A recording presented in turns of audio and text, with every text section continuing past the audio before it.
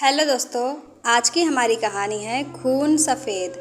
चैत का महीना था, लेकिन वे खलियान जहां अनाज की ढेरियां लगी रहती थी, पशुओं के शरणास्थल बने हुए थे, जहां घरों से भाग और बसंत का आलाप सुनाई पड़ता, वहां आज भाग्य का रोना था। सारा चौमासा बीत गया, पानी की एक बूंद न गिरी।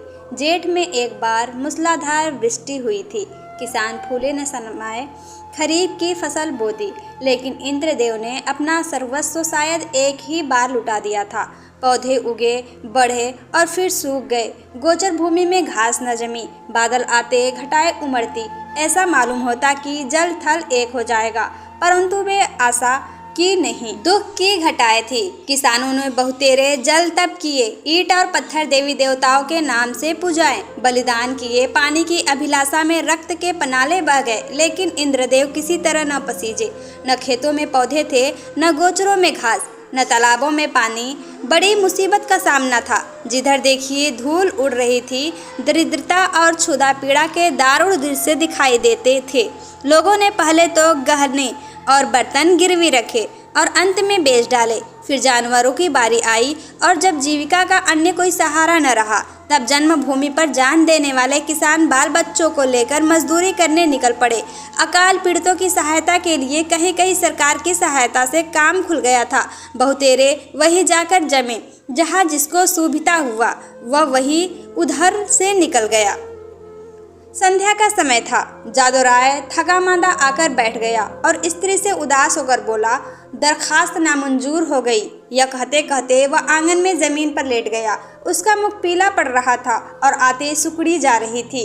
आज 2 दिन से उसने दाने की सूरत नहीं देखी। घर में जो कुछ विभूति थी, गहने, कपड़े, बर्तन, भाड़े, सब भेंट में समा गए। गांव का साहूकार भी पतिव्रता स्त्रियों की भांति आंखें चुराने लगा। केवल तकाबी का सहारा था, उसी के लिए दरखास्त दी थी, लेकिन आज वह भी नामंजूर हो गई। आशा का झिलमिलाता हुआ दीपक बुझ गया। देवकी ने पति की करुण दृष्टि से देखा। उसकी आंखों में आंसू उमड़ आए। पति दिन भर का थका मांदा घर आया है, उसे क्या खिलाए। लज्जा के मारे वह हाथ पैर धोने के लिए पानी भी न लाई। जब हाथ पैर धोकर आशा भरी चितवन से वह उसकी ओर देखेगा, तब वो उसे क्या खाने को देगी। उसने आप कई दिन से दाने की सूरत नहीं देखी थी, लेकिन इस समय उसे जो दुख हुआ वह क्षुधा तूरता के कष्ट से कई गुना अधिक था। स्त्री घर की लक्ष्मी है। घर की प्राणियों को खिलाना पिलाना वह अपना कर्तव्य समझती है, और चाहे यह उसका अन्याय ही क्यों न हो। लेकिन अपनी दीनहीन दशा पर जो मानसिक वेदना उसे होती है, वो पुरुषों को नहीं हो सकती। हठात उसका बच्चा साधु नींद से चौंका और मिठाई के लालच में आकर वह बाप से लिपट गया। इस बच्चे ने आज प्रायः काल चने की रोटी का एक टुकड़ा खाया था, और तब से कई बार उठा और कई बार रोते रोते सो गया। 4 वर्ष का नादान बच्चा, उसे वर्षा और मिठाई में कोई संबंध नहीं दिखाई देता था। जादू राय ने उसे गोद में उठा लिया और उसकी ओर दुख भरी दृष्टि से देखा। गर्दन झुक गई और हृदय पीड़ा आंखों में समा सकी। दूसरे दिन वह परिवार भी घर से बाहर निकला। जिस तरह पुरुष के चित्त अभिमान और स्त्री की आंख से लज्जा नहीं निकलती, उसी तरह अपनी मेहनत से रोटी कमाने वाला किसान भी मजदूरी की खोज में घर से बाहर निकला। लेकिन हाँ पापी पेट, तू सब कुछ कर सकता है। मान और अभिमान, ग्लानि और लज्जा के सब चमकते हुए तारे तेरी काली घटाओं की ओट में छिप जाते हैं। प्रभात का समय था। ये दोनों विपत्ति के सताए घर से निकले। जादू राय ने लड़के को पीठ पर लिया। देवकी ने फटे पुराने कपड़ों की वह गठरी सिर पर रखी, जिस पर विपत्ति को भी तरस आता। दोनों की आंखें आंसुओं से भरी हुई थी। देवकी रोती रही, जादू राय चुपचाप था। गांव के 2-4 आदमियों से भेंट भी हुई। किसी ने इतना भी नहीं पूछा कि कहाँ जाते हो। किसी के हृदय में सहानुभूति का वास न था। जब ये लोग लालगंज पहुँचे, उस समय सूर्य ठीक सिर पर था। देखा, मीलों तक आदमी ही आदमी दिखाई देते थे, लेकिन हर चेहरे पर दीनता और दुख के चिन्ह झलक रहे थे। बैसाख की जलती हुई धूप थी। आग के झोंके जोर जोर से लहराते हुए चल रहे थे। ऐसे समय में हड्डियों के अगड़िग ढांचे, जिनके शरीर पर किसी प्रकार का कपड़ा न था, मिट्टी खोदने में लगे हुए थे, मानो वह मरघट भूमि थी, जहाँ मुर्दे अपने हाथों अपनी कब्र खोद रहे थे। बूढ़े और जवान, मर्द और बच्चे, सबके हाथ सब ऐसे निराश और विवश होकर काम में लगे हुए थे, मानो मृत्यु और भूख उनके सामने बैठी घूर रही है। इस आफत में न कोई किसी का मित्र था, न हित। दया, सहृदयता और प्रेम से सब मानवीय भाव है, जिनका कर्ता मनुष्य है। प्रकृति ने हमको केवल एक भाव प्रदान किया और वह स्वार्थ है। मानवीय भाव बहुधा कपटी मित्रों की भांति हमारा साथ छोड़ देते हैं, पर यह ईश्वर प्रदत्त गुण हमारा गला नहीं छोड़ता। 8 दिन बीत गए थे। संध्या समय काम समाप्त हो चुका था। डेरे से कुछ दूर आम का एक बाग था। वहीं एक पेड़ के नीचे जादू राय और देवकी बैठी हुई थी। दोनों ऐसे क्रीस हो रहे थे कि उनकी सूरत नहीं पहचानी जाती। अब वह स्वाधीन कृषक नहीं रहे। समय के हेर फेर से आज दोनों मजदूर बने बैठे थे। जादू राय ने बच्चे को जमीन पर सुला दिया। उसे कई दिन से बुखार आ रहा था। कमल सा चेहरा मुरझा गया है। देवकी ने धीरे से हिलाकर कहा, बेटा आंखें खोलो, देखो सांझ हो गई। साधो ने आँख खोल दी। बुखार उतर गया था। बोला, क्या हम घर आ गए माँ? घर की याद आ गई। देवती की आंखें डबडबा आई। उसने कहा, नहीं बेटा, तुम अच्छे हो जाओगे तो घर चलेंगे। उठकर देखो कैसा अच्छा बाग है। साधो माँ के हाथों के सहारे उठा और बोला, माँ मुझे बड़ी भूख लगी है, लेकिन तुम्हारे पास तो कुछ नहीं है, मुझे क्या खाने को दोगी? देवकी के हृदय में चोट लगी, पर धीरज धर के बोली, नहीं बेटा, तुम्हारे खाने को मेरे पास सब कुछ है। तुम्हारे दादा पानी लाते हैं तो नरम नरम रोटियां अभी बनाई देती हूँ। साधो ने माँ की गोद में सिर रख लिया और बोला, माँ मैं न होता तो तुम्हें इतना दुख न होता। यह कहकर वह फूट फूट कर रोने लगा। यह वही बेसमझ बच्चा है जो 2 सप्ताह पहले मिठाइयों के लिए दुनिया सिर पर उठा लेता था। दुख और चिंता ने कैसा अनर्थ कर दिया है। यह विपत्ति का फल है। कितना दुखपूर्ण, कितना करुणाजनक व्यापार है। इसी बीच में कई आदमी लालटेन लिए हुए वहां आए। फिर गाड़ियां आई। उन पर डेरे और खेमे लदे हुए थे। दम के दम यहाँ खेमे गड़ गए। सारे बाग में चहल पहल नजर आने लगी। देवकी रोटियां सेक रही थी। साधो धीरे धीरे उठा और आश्चर्य से देखता हुआ एक डेरे के नजदीक जाकर खड़ा हो गया। पादरी मोहनदास खेमे से बाहर निकले तो साधो उन्हें खड़ा दिखाई दिया। उसकी सूरत पर उन्हें तरस आ गया। प्रेम की नदी उमड़ आई। बच्चे को गोद में लेकर खेमे में एक गद्देदार कोच पर बिठा दिया और तब बिस्किट और केले खाने को दिए। लड़के ने अपनी जिंदगी में इन स्वादिष्ट चीज़ों को कभी न देखा था। बुखार की बेचैन करने वाली भूख अलग मार रही थी। उसने खूब मन भर कर खाया और तब कृतज्ञ नेत्रों से देखते हुए पादरी साहब के पास जाकर बोला, तुम हमको रोज ऐसी चीज़ खिलाओगे? पादरी साहब इन भोलेपन पर मुस्कुराकर बोले, मेरे पास इससे भी अच्छी अच्छी चीज़ें हैं। इस पर साधु राय ने कहा, अब मैं रोज़ तुम्हारे पास आऊँगा। माँ के पास ऐसी चीज़ें नहीं हैं। वह मुझे रोज़ चने की रोटियाँ खिलाती है। उधर देवकी ने रोटियाँ बनाई और साधु को पुकारने लगी। साधु ने माँ के पास जाकर कहा, मुझे साहब ने अच्छी अच्छी चीज़ें खाने को दी है। साहब बड़े अच्छे हैं। देवकी ने कहा, मैंने तुम्हारे लिए नरम नरम रोटियाँ बनाई है और तुम्हें खिलाऊं? साधु बोला, अब मैं न खाऊंगा। साहब कहते थे कि मैं तुम्हें रोज़ अच्छी अच्छी चीज़ें खिलाऊंगा। मैं अब उनके साथ रहा करूंगा। माँ ने समझा कि लड़का हंसी कर रहा है। उसे छाती से लगाकर बोली, क्यों बेटा, हमको भूल जाओगे? देखो मैं तुम्हें कितना प्यार करती हूँ। साधु तुतलाकर बोला, तुम तो मुझे रोज चने की रोटियां दिया करती हो। तुम्हारे पास तो कुछ नहीं है। साहब मुझे केले और आम खिलाएंगे। यह कहकर वह फिर खेमे की ओर भागा और रात को वहीं सो रहा। पादरी मोहनदास का पड़ाव वहाँ 3 दिन रहा। साधु 3 दिन उन्हीं के पास रहा। साहब ने उसे मीठी दवाइयाँ दी। उसका बुखार उतर जाता है। वह भोले भाले किसान यह देखकर साहब को आशीर्वाद देने लगे। लड़का चंगा हो गया और आराम से है। साहब को परमात्मा सुखी रखे। उन्होंने बच्चे की जान रख ली। चौथे दिन रात को ही वहाँ से पादरी साहब ने कूच किया। सुबह को जब देवकी उठी तो साधु का यहाँ पता न था। उसने समझा कहीं टपके ढूंढने गया होगा, किंतु थोड़ी देर देखकर उसने जादू राय से कहा, लल्लू यहाँ नहीं है। उसने भी यह कहा, कहीं टपके ढूंढता होगा। लेकिन जब सूरज निकल आया और काम पर चलने का वक्त हुआ तब जादू राय को कुछ संशय हुआ। उसने कहा, तुम यहीं बैठी रहना, मैं अभी उसे लिए आता हूँ। जादू ने आसपास के सब बागों को छान डाला और अंत में जब 10 बज गए तो निराशा लौट आई। साधु न मिला। यह देखकर देवकी ढांढे मारकर रोने लगी। फिर दोनों अपने लाल की तलाश में निकले। अनेक विचार चित्त में आने जाने लगे। देवकी को पूरा विश्वास था कि उस साहब ने उस पर कोई मंत्र डालकर वश में कर लिया हो, लेकिन जादू को इस कल्पना के मान में कुछ संदेह था। बच्चा इतनी दूर अनजान रास्ते पर अकेले नहीं जा सकता। फिर भी दोनों गाड़ी के पहिए और घोड़े के टापों के निशान देखते चले जाते हैं। यहाँ तक कि एक सड़क पर आ पहुँचे। वहाँ गाड़ी के बहुत से निशान थे। उस विशेष लिख की पहचान न हो सकती थी। घोड़े की टाप भी एक झाड़ी की तरफ जाकर गायब हो गया। आशा का सहारा टूट गया। दोपहर हो गई थी। दोनों धूप के मारे बेचैन और निराशा से पागल हो रहे थे। वही एक वृक्ष की छाया में बैठ गए। देवकी विलाप करने लगी। जादू राय ने उसे समझाना शुरू किया। जब जरा धूप की तेजी कम हुई तो दोनों फिर आगे चले, किंतु अब आशा की जगह निराशा साथ थी। घोड़े की टापों के साथ उम्मीद का धुंधला निशान गायब हो गया था। शाम हो गई। इधर उधर गायों बैलों के झुंड निर्जीव से पड़े दिखाई देते थे। क्या दोनों दुखिया हिम्मत हारकर एक पेड़ के नीचे टिक रहे। उसी वृक्ष पर मैंने एक जोड़ा बसेरा लिए हुए था। उनका नन्हा सा शावक आज ही एक शिकारी के चंगुल में फंस गया था। दोनों दिन भर उसे खोजते फिरे। इस समय निराश होकर बैठे रहे। देवकी और जादव को अभी तक आशा की झलक दिखाई देती थी, इसीलिए वे बेचैन थे। 3 दिन तक ये दोनों अपने खोए हुए लाल की तलाश करते रहे। दाने से भेंट नहीं, प्यास से बेचैन होते। 2-4 घूंट पानी गले के नीचे उतार लेते। आशा की जगह निराशा का सहारा था। दुख और करुणा के सिवाय और कोई वस्तु नहीं थी।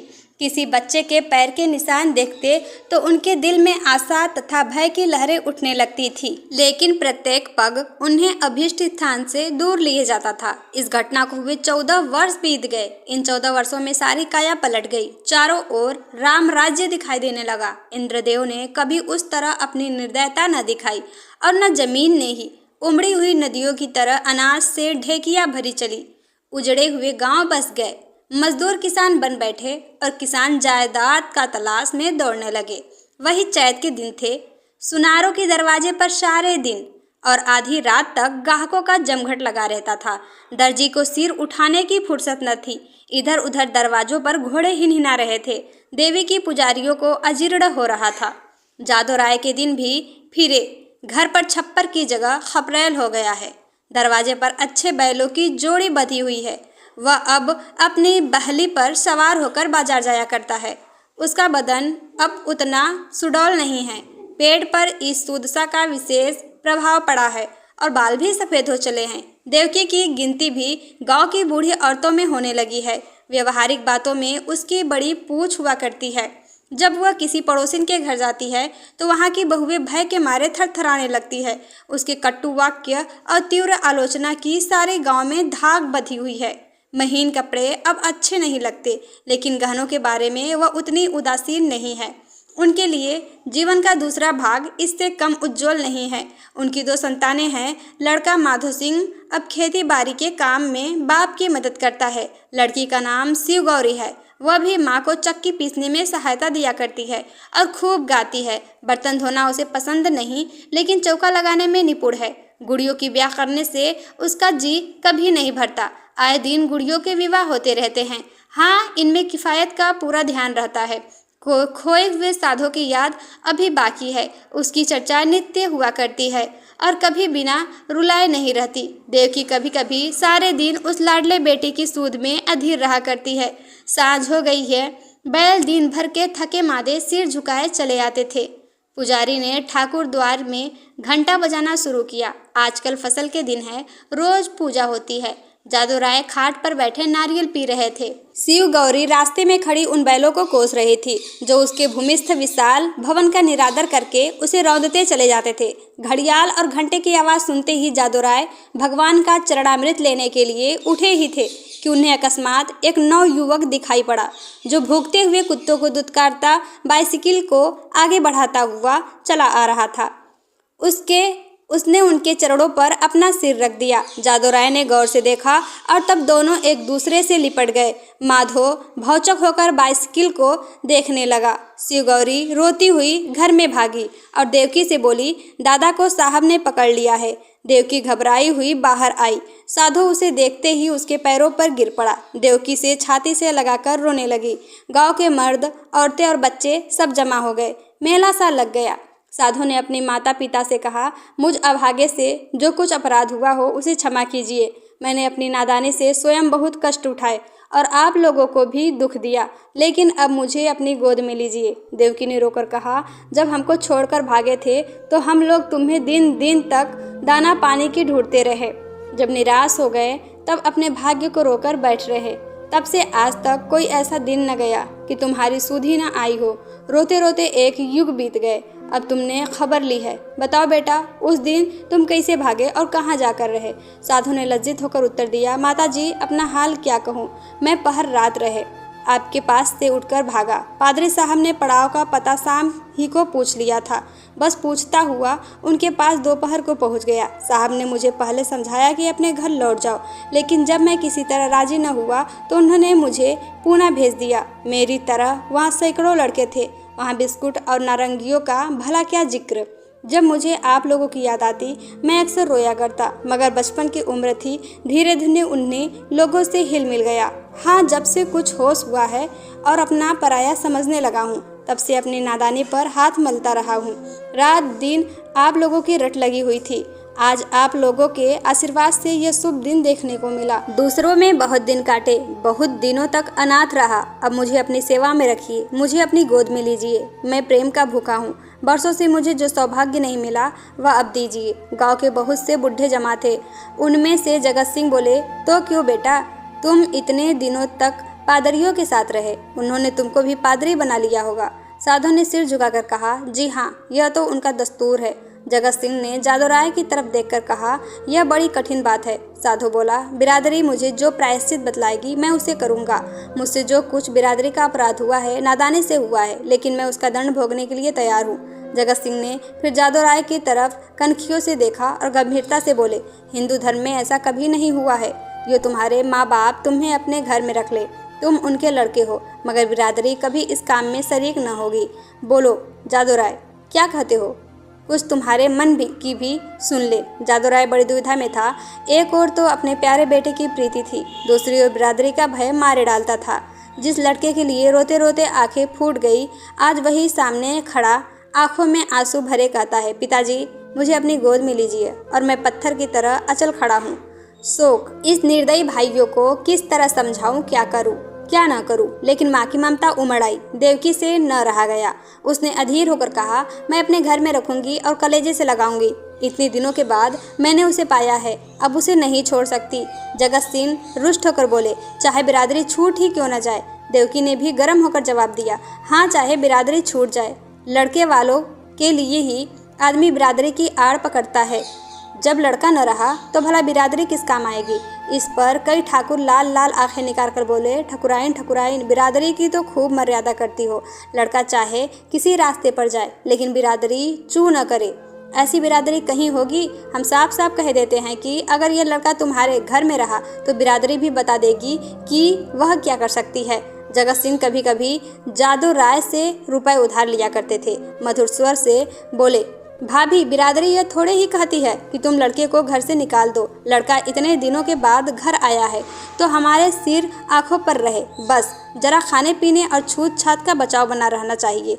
बोलो जादू भाई, अब बिरादरी को कहाँ तक दबाना चाहते हो? जादू राय ने साधु की तरफ करुणा भरे नेत्रों से देखकर कहा, बेटा, जहाँ तुमने हमारे साथ इतना सलूक किया है, वहाँ जगत भाई की इतनी कहा और मान लो। साधु ने कुछ तीक्ष्ण शब्दों में कहा, क्या मान रख लूँ?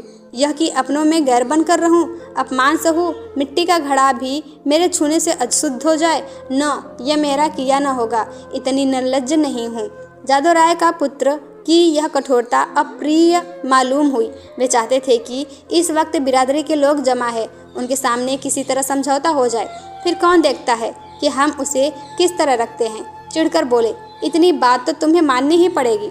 साधु राय इस रहस्य को न समझ सका। बाप की इस बात में उसे निष्ठुरता की झलक दिखाई पड़ी। बोला, मैं आपका लड़का हूँ, आपके लड़के की तरह रहूँगा। आपके भक्ति और प्रेम से करुणा मुझे यह एक लाई है। मैं अपने घर में रहने आया हूँ। अगर यह नहीं है तो इसके सिवा मेरे लिए इसके और कोई उपाय नहीं है कि जितनी जल्दी हो सके यहाँ से भाग जाऊँ। जिनका खून सफ़ेद है उनके बीच में रहना व्यर्थ है। देवकी ने रोकर कहा, लल्लू, मैं अब तुम्हें न जाने दूंगी। साधु की आंखें भर आई, पर मुस्कुरा कर बोला, मैं तो तुम्हारी थाली में खाऊंगा। देवकी ने उसे ममता और प्रेम की दृष्टि से देखकर कहा, मैंने तो तुझे छाती से दूध पिलाया है, तू मेरी थाली में खाएगा तो क्या? मेरा बेटा ही तो है, कोई और तो नहीं हो। साधु इन बातों को सुनकर मतवाला हो गया। इनमें कितना स्नेह, कितना अपनापन था। बोला, माँ, आया तो मैं इसी इरादे से था कि अब कहीं न जाऊंगा, लेकिन बिरादरी ने मेरे कारण यदि तुम्हें जातिच्युत कर दिया तो मुझसे न सका जाएगा। मुझसे इस गवारों का कोरा अभिमान न देखा जाएगा, इसीलिए इस वक्त मुझे जाने दो। जब मुझे अवसर मिला करेगा तो तुम्हें देख जाया करूँगा। तुम्हारा प्रेम मेरे चित्त से नहीं जा सकता, लेकिन यह असंभव है कि मैं इस घर में रहूं और अलग खाना खाऊं, अलग बैठूं। इसके लिए मुझे क्षमा करना। देवकी घर में से पानी लाई। साधु मुँह धोने लगा। शिवगौरी ने माँ का इशारा पाया तो डरते डरते साधु के पास गई। साधु को आदरपूर्ण दंडवत की। साधु ने पहले उन दोनों को आश्चर्य से देखा, फिर अपनी माँ को मुस्कुराते देख समझ गया। दोनों लड़कों को छाती से लगा लिया और तीनों भाई बहन प्रेम से हंसने खेलने लगे। माँ खड़ी ये दृश्य देखती और उमंग से फूली न समाती थी। जलपान करके साधु ने बाइसिकल संभाली और माँ बाप के सामने सिर झुकाकर चल खड़ा हुआ। वहीं जहाँ से तंग होकर आया था, उसी क्षेत्र में जहाँ अपना कोई न था। देवकी फूट फूट कर रो रही थी और जादू राय आंखों में आंसू भरे, हृदय में एक ऐंठन सी अनुभव करता हुआ सोचता था, हाय मेरे लाल, तू मुझसे अलग हुआ जाता है। ऐसा योग्य और होनहार लड़का हाथ से निकल जाता है, और केवल इसीलिए कि अब हमारा खून सफ़ेद हो गया है।